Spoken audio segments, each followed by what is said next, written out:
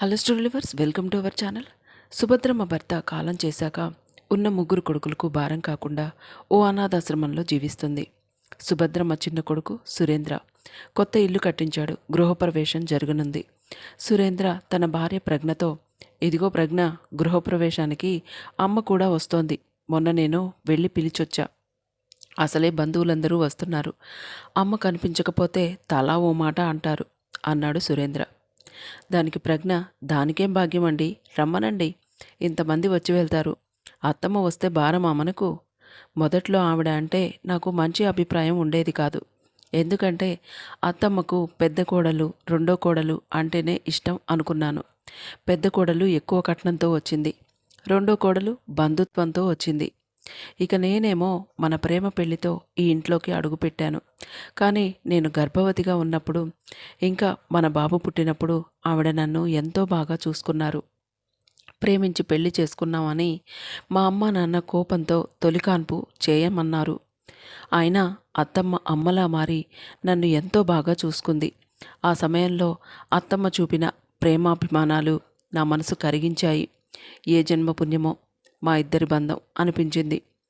నిజానికి మా ఇద్దరికి పూర్వజన్మ రుణబంధం ఉండబట్టే మీరు నాకు భర్త అయ్యారేమో అనిపించింది. నా జీవితంలో పరిచయమైన గొప్ప వ్యక్తుల్లో మొదటి స్థానం అత్తమ్మదే. మీ అన్న వదినలకు భయపడి, వాళ్ళ ప్రవర్తనకు బాధపడి మన ఇంట్లో కూడా ఉండడానికి అత్తమ్మ ఇష్టపడకపోవడం నాకు కొంచెం బాధ కలిగించింది. కాకపోతే ఎందుకో ఆవిడ మన దగ్గర ఉండకుండా ఆశ్రమంలో ఉండడం కూడా బాధ కలిగిస్తుంది. ఇప్పుడు కూడా మన పరిస్థితి బాగోలేదు. అందుకే ఆవిడ దూరంగా ఉంటున్నా పోనీలే, ఎక్కడో ఒకచోట సంతోషంగా ఉన్నారని మనసుకు సర్ది చెప్పుకుంటున్నాను అంది ప్రజ్ఞ బాధగా. అక్కడ ఎవరు గమనించని విషయం ఏమిటంటే, అక్కడే ఉండి అమ్మా నాన్నల మాటలు వింటున్న నాన్నమ్మ చేతిలో పెరిగి 12 ఏళ్ల వరుణ్కు నానమ్మ గుర్తుకు రాగానే బాధతో కళ్ళు కన్నీళ్లతో నిండిపోయాయి. బాల్యమంతా నానమ్మ పెంపకంలోనే గడిచింది. అమ్మ పెట్టిన ముద్దల కంటే నానమ్మ తినిపించిన గోరు ముద్దలే, నానమ్మ తీర్చిన అలకలే ఎక్కువగా గుర్తున్నాయి వరుణ్కు. అమ్మకు సిజేరియన్ చేశారని మొదటి నుండి నానమ్మ దగ్గరే పడుకోవడం వరుణ్కు అలవాటు. అతనికి సంబంధించిన పనులన్నీ దగ్గరుండి నానమ్మే చేసేదని ప్రజ్ఞ చెప్పిన గుర్తు. సుభద్రమ్మ వరుణ్ను ఉయ్యాల్లో నిద్రపుచ్చడం మొదలు, బడిలో చేర్చాక అక్కడ వదిలి రావడం, బడి అయిపోగానే ఇంటికి తీసుకురావడం, కథలు చెప్పడం, అమ్మ నాన్న వరుణ్పై కోప్పడితే వాళ్ళని మందలించి వరుణ్ను దగ్గరికి తీసుకోవడం చేసేది. అలా ఉండగా ఓ రోజు పెద్దమ్మ పెదనాన్న ఏదో అన్నారని నానమ్మ ఏడుస్తూ తమ ఇంటి నుండి వెళ్ళిపోయింది. తిరిగి వస్తుందేమో అని ఆశగా ఎదురు చూసిన వరుణ్ పసి మనసుకు నిరాశే ఎదురయ్యింది. సుభద్రమ్మ రాకపోగా ప్రజ్ఞకు హైదరాబాదు బదిలీ అవ్వడంతో ఆ దూరం అంతకంతకు పెరిగిపోయింది. సురేంద్ర ఇంటి గృహప్రవేశం కార్యక్రమం జరుగుతుంది. సుభద్రమ్మ ఒడిలో కూర్చొని వరుణ్ సంతోషంగా అమ్మా నాన్నలు చేస్తున్న పూజను ఆసక్తిగా చూస్తూ కూర్చున్నాడు. ఇంతలో సుభద్ర దూరపు బంధువు రాగిణి కలిసింది. ఏం సుభద్రొదిన, బాగున్నావా? ఎన్నాళ్ళయిందో నిన్ను చూసి, దాదాపు 25 సంవత్సరాలు పైనే. నీ గురించిన విషయాలు ఏమీ తెలియవు. బంధువుల కార్యాల్లో కూడా కనిపించకపోతివి అంటూ ఆప్యాయతంగా సుభద్ర చేతిని తడిమింది రాగిణి. నేను బాగున్నాను రాగిణి, నువ్వు బాగున్నావా? ఎన్నేళ్లకు కలిసాం, ఎప్పుడో చూసాం, మరలా ఇప్పుడు ఒకరినొకరు చూసుకుంటున్నాం. నేను ఇదిగో ఇలా ఉన్నాను, నువ్వు బాగున్నావా? నీ గురించి చెప్పు అంది సుభద్ర. నా గురించి అంటావా? నీకు తెలియంది ఏముందిరా, నాకు పిల్లలు లేరు. 3 సంవత్సరాల క్రితం ఆయన నన్ను ఒంటరిదాన్ని చేసి వెళ్ళిపోయారు. ఇక ఆయన ఉండగానే బ్యాంకులో కొద్దిగా డబ్బు జమ చేశారు. దానితో ఏదోలా కాలం వెళ్ళదీస్తున్నాను అంది దూరపు బంధువైన రాగిణి. సుభద్రమ్మ, ఆయన పోగానే ఉన్న 3 కొడుకులు ఆస్తులు పంచుకొని నన్ను గాలికి వదిలేశారు. ఉన్న ఇల్లు అమ్మేశారు. తలా 10 లక్షలు తీసుకొని నా భాగానికి 10 లక్షలు బ్యాంకులో వేశారు. 2 ఏళ్లలో ఏదో ఒక అవసరం అంటూ నా పెద్ద కొడుకు కోడలు ఉన్న డబ్బంతా వాడేశారు. పెద్ద కోడలు ఉన్నింటి పిల్ల, కళ్ళు నేలకు ఆనవు. నా పెద్ద కొడుకేమో భార్య గీసిన గీత దాటడు. నేను నా పెళ్ళైన కొత్తల నుండే మా అత్తయ్య కనుసన్నల్లో మసులుకునేదాన్ని. కానీ మా పెద్ద కొడుకు ఇంట్లో పెత్తనం అంతా పెద్ద కోడలదే. ఎప్పుడు ముఖం మార్చుకొని ఆయన దానికి కాని దానికి చిర్రుపురులాడుతూ ఉంటుంది. నాకు తిండి పెట్టడమే వృధా అన్నట్టు ప్రవర్తిస్తుంది. నా కొడుకు ఉన్నప్పుడేమో అతి వినయం నటిస్తూ వాడు వెళ్ళగానే కుక్కల మీద పిల్లల మీద పెట్టి నోటికి వచ్చినట్లు తిడుతూ ఉంటుంది. ఇంట్లో ఏ వస్తువు కనపడకపోయినా సరే నన్నే అనుమానంగా చూస్తూ ఉంటుంది. ఓసారి స్నానానికి వెళుతూ ఆమె బంగారపు గొలుసు ఎక్కడో పెట్టి మర్చిపోయిందట. అది కనిపించడం లేదని ఓ వారం రోజులు నానా రాద్ధాంతం చేసింది. చివరికి ఆ గొలుసు తన బెడ్రూమ్లోనే డ్రెస్సింగ్ టేబుల్ డెస్క్లో దొరికింది. అక్కడ ఆమె పెట్టిందట. అది కనిపించింది కాబట్టి నేను బతికిపోయాను. లేకుంటే ఆ నింద నాపైనే పడేది. ఎక్కడ ఏం చెప్తానో అని బంధువుల ఇళ్ళకు కూడా వెళ్ళనివ్వదు. పక్కింటి వాళ్ళతో కూడా మాట్లాడనివ్వదు. ముఖ్యంగా వాళ్ళ పక్క వీధిలోనే ఉన్న నా సొంత చెల్లెలి ఇంటికి కూడా వెళ్ళనివ్వదు. మా చెల్లెలేమో నేను కనిపించినప్పుడల్లా కనీసం వాళ్ళ ఇంటికి కూడా రావడం లేదని బాధపడుతుంది. నా కోడల్ని కాదని వెళ్తే ఒక వారం రోజులు నాతో సరిగా మాట్లాడదు. సరిగా తిండి కూడా పెట్టదు. సాధిస్తూనే ఉంటుంది. నచ్చింది తినడానికి లేదు. వచ్చిన మనుషులతో మాట్లాడేది లేదు. ఇది మా పెద్దోడు పెద్ద కోడలి వరస. ఇక రెండో వాడి గురించి చెప్పాల్సిన పని లేదు. వాడి భార్య కంటే తెలివైనవాడు. అన్నం వండడానికి బియ్యం కూడా భార్యకు చిన్న స్టీల్ గ్లాస్తో కొలిచి ఇస్తాడు. పేరుకే బంధువుల పిల్ల. అతి తెలివితేటలు వంట పట్టించుకొని వచ్చింది. పొరపాటున రాత్రి చేసిన అన్నం మిగిలిపోతే అది మరుసటి రోజు నేనే తినాలి. ఏ చిన్న అనారోగ్యం వచ్చినా పట్టించుకొని దిక్కు ఉండరు. కనీసం నా కోడలు నన్ను అక్కడికి దగ్గరలోని ప్రభుత్వ ఆసుపత్రిలో కూడా వెళ్ళనివ్వదు. తనకు తక్కువతనంగా అనిపిస్తుందని. కనీసం తనైనా ఓ మందు బిళ్ళ కూడా కొనివ్వదు. కంచంలో తక్కువ వడ్డిస్తుంది. అదేమని అడిగితే ఈ వయసులో మీకు అరిగింపు శక్తి తక్కువగా ఉంటుంది, కాస్త తక్కువే తినండి అంటుంది.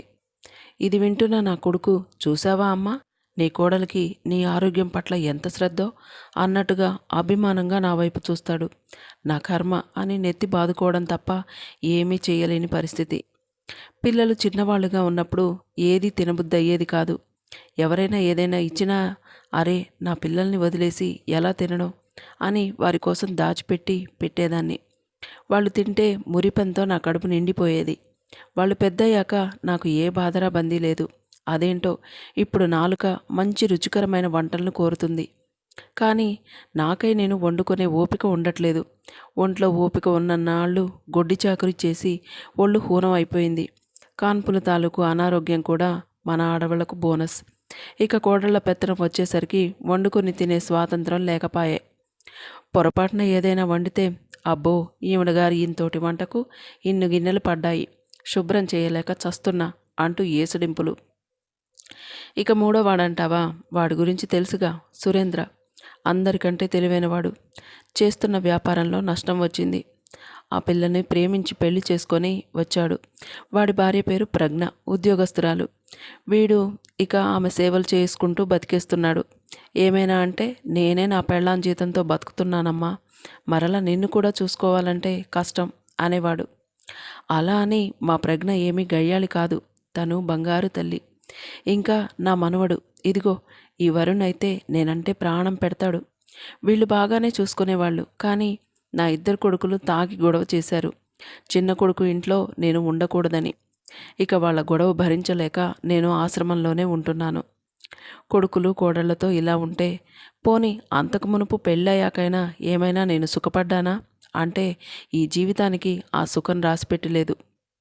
మా పెళ్ళైన కొత్తలో ఓసారి వరి పంట కోతల సమయంలో మా అత్తగారు చెప్పిన దానికంటే ఎక్కువ వండి వృధా చేశానని కూలి పని వాళ్ళ ముందే కోపంతో మీ అన్నయ్య నా మీద చేయి చేసుకున్నాడు. నాకు చాలా అవమానంగా అనిపించి బాధతో ఆ రోజే నేను మా పుట్టింటికి బయలుదేరి వెళ్ళిపోయాను. మీ అన్నకు కూడా పంతం ఎక్కువ. మొగుడి మీద అలిగి పుట్టింటికి వెళ్ళి నా పరువు తీసేసింది అంటూ ఓ 6 నెలలు మా పుట్టింటి వైపు కనీసం తొంగి కూడా చూడలేదు. ఈ కొన్ని రోజుల్లో నా విషయం ఇటు మా ఊరిలో ఇంకా మా బంధువర్గంలో చర్చనీయాంశం అయి కూర్చుంది.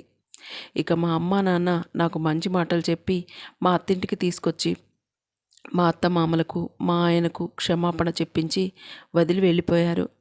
ఇక అది మొదలు నేను మా అత్తమామలను భయభక్తులతో చూసుకునేదాన్ని. అణుకువగా ఉండేదాన్ని. ఆడపడుచులంటే భయం, అత్తమామలంటే భయం.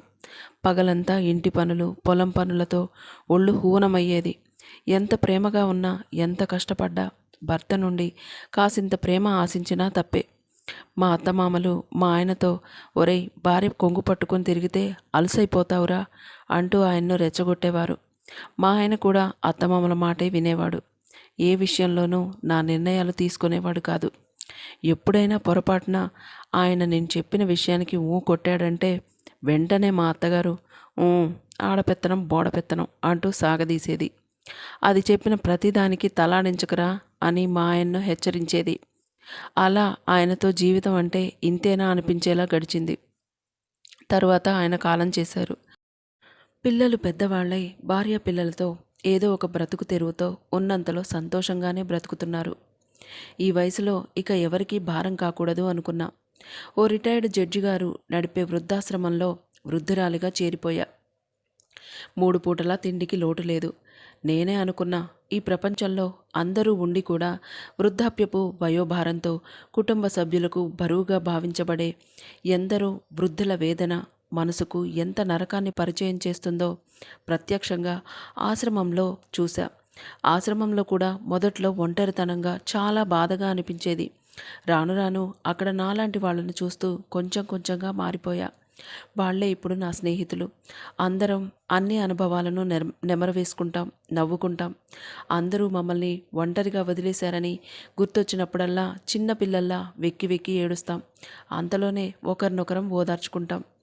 మనం కని పెంచిన బిడ్డల ఆలనలో మన వృద్ధాప్యం గడిచిపోవాలని తల్లిదండ్రులుగా మనం కోరుకుంటాం.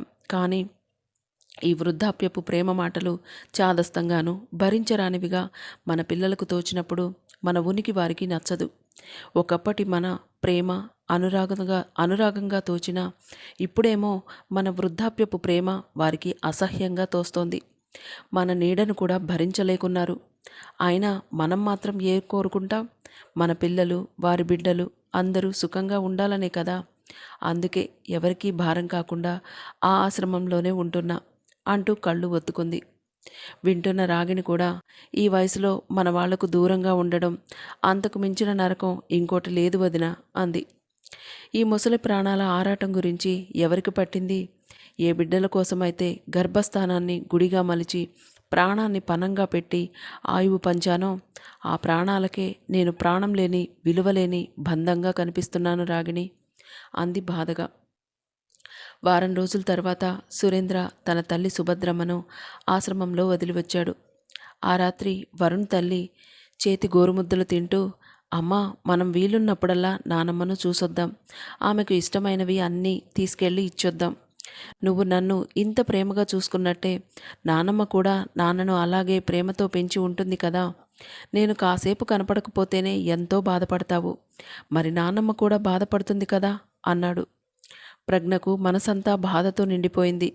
ఆ మరుసటి ఆదివారం కొన్ని రకాల పిండి వంటలు, పండ్లు, స్వీట్లు తీసుకొని ప్రజ్ఞ, సురేంద్ర, వరుణ్ ముగ్గురు ఆశ్రమానికి వెళ్ళారు.